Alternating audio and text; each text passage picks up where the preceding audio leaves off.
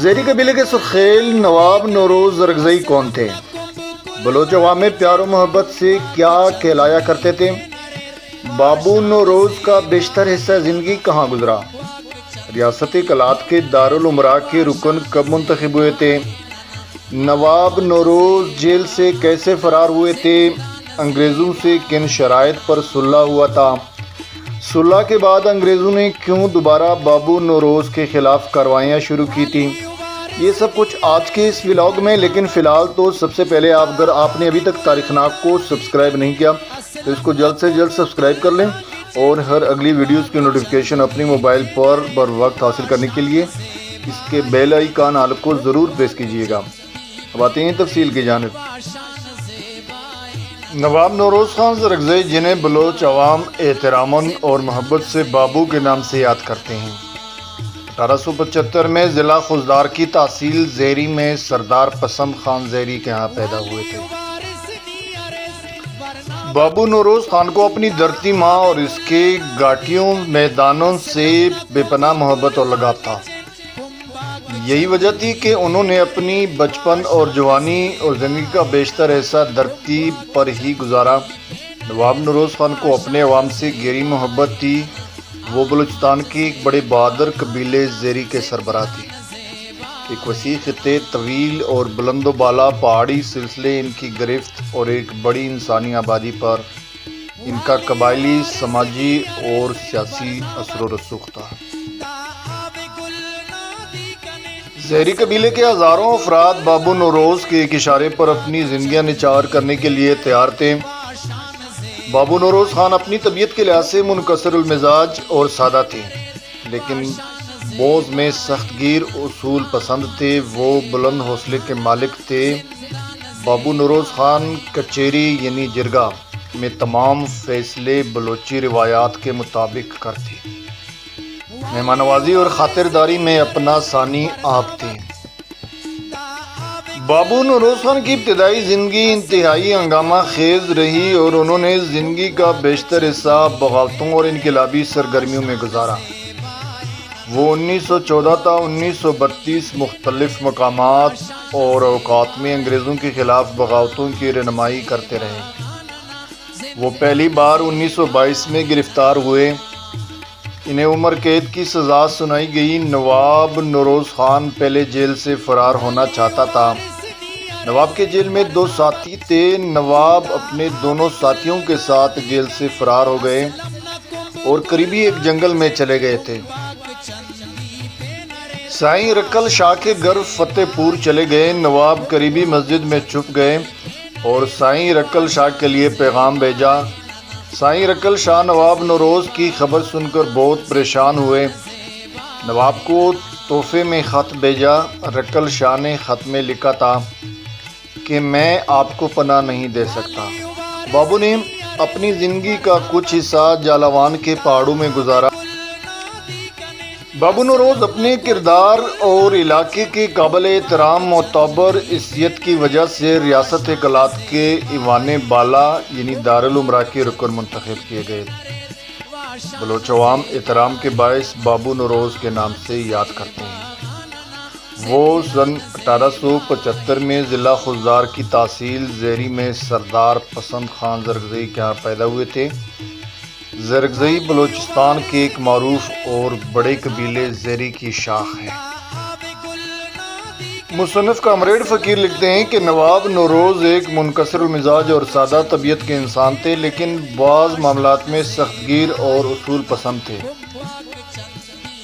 وہ سن 1908 سے سن 1910 تک سرکاری ملازم رہے، لیکن جب ان کے بھائی نواب محمد خان نے انگریزوں کے خلاف بغاوت کی اور مسلح جدوجہد شروع کی تو انہوں نے ملازمت سے استعفیٰ دے دیا۔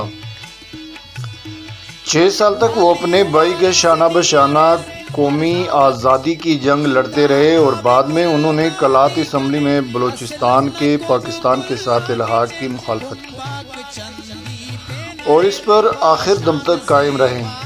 نواب نوروز کی زندگی کا بیشتر حصہ بغاوت کی تاریخوں میں گزرا۔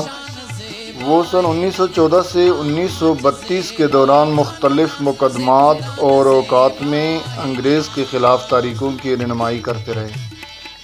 جن کے دوران انہیں متعدد بار افغانستان کی سرحد عبور کرنی پڑی۔ انہوں نے مجموعی طور پر 9 برس تک پونا، سکر، کوئٹہ، مچھ، حیدرآباد، کولو اور سکر میں قید کاٹی۔ نواب نوروز خان زرگزئی پہلی بار 1922 میں گرفتار ہوئے اور انہیں عمر قید کی سزا ہوئی۔ سزا کے طور پر انہیں کالا پانی یعنی مچھ جیل بھیج دیا گیا، تاہم بعد میں انہیں سکر جیل منتقل کیا گیا۔ سکر جیل میں ان کی ملا مہر نامی ایک سندھی کے ساتھ دوستی ہو گئی جو کہ جیل میں دوبی تھے۔ اس کے علاوہ 2 مزید قیدیوں سے بھی اس کی دوستی ہوئی تھی۔ ملا مہر نامی شخص نواب نوروز خان کی شخصیت سے بہت متاثر تھے۔ 3 سال جیل میں رہنے کے بعد جب نواب نوروز اکتا گئے تو انہوں نے ملا مہر سے کہا کہ وہ جیل سے فرار ہونے میں اس کی مدد کریں۔ انہوں نے اس مقصد کے لیے چند گز مضبوط کپڑے کی درخواست کی۔ ملا مہر نے انتہائی احتیاط سے ان کو 30 گز کپڑا لا کر دیا، جس کے ٹکڑے کر کے نواب نے اس سے رسی اور تیلے تیار کیے۔ ان تیلوں کو مٹی سے بھر دیا اور رسیوں سے مضبوط باندھ کر جیل کے اندرونی دیوار کے قریب پھینک دیا۔ نواب کے اس منصوبے کا صرف نواب، ملا مہر اور 2 قیدیوں کو علم تھا۔ دھوبی کا کمرہ جیل کے اندرونی دیوار کے قریب تھا، جس پر چڑھ کر رسی کے ذریعے مٹی سے بھرے تیلے دیوار سے باہر پھینک دیے اور نواب نوروز نے اپنے 2 ساتھیوں سمیت فرار ہونے کی کوشش کی۔ اس کوشش کے دوران جیل کے ایک گارڈ نے ان کو دیکھا اور فائر کھول دیا، لیکن نواب اور ان کا ایک ساتھی دیوار پلانگنے میں کامیاب ہوئے، جبکہ تیسرے ساتھی کامیاب نہ ہو سکے۔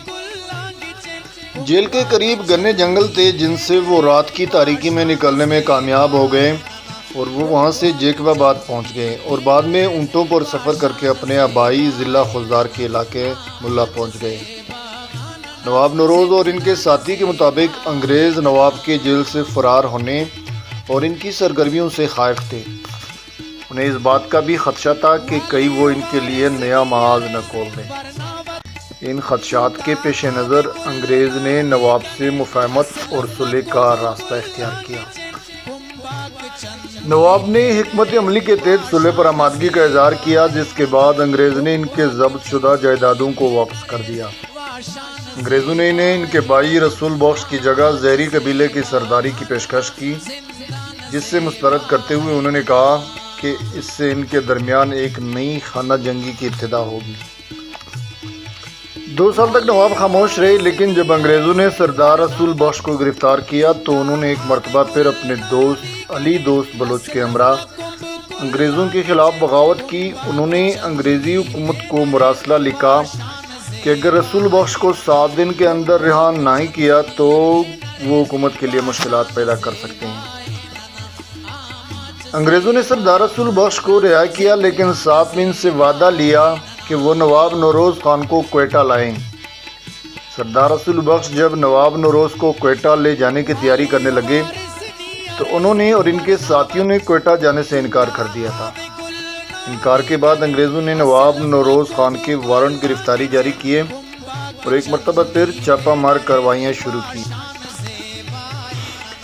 بابو نوروز اپنے جن ہم وطن ساتھیوں کے ہمراہ وطن کے دفاع اور قومی حقوق کے لیے نکلے تھے، ان کے دوستوں کو تو پھانسی ہوئی تھی، لیکن نواب نے اپنی زندگی کا آخری حصہ عمر قید کی وجہ سے حیدرآباد جیل میں اپنی ضعیف العمری میں گزارا، جہاں ان کے ساتھ میر جلال خان، لال محمد، دل مراد اور سکر جیل میں میر محمد عمر، میر مراد خان اور میر پسند خان عمر قید کی سزا کاٹ رہے تھے۔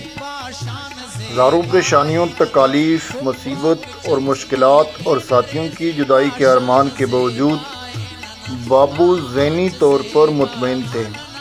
وہ 25 دسمبر 1965 کو سینٹرل جیل حیدرآباد میں دوران اسیری انتقال کر گئے۔ یہاں تک تھی آج کی یہ تاریخی ولاگ، جو کہ بلوچوں کے عظیم رہنما نواب نوروز خان زرگزئی کے بارے میں تھی۔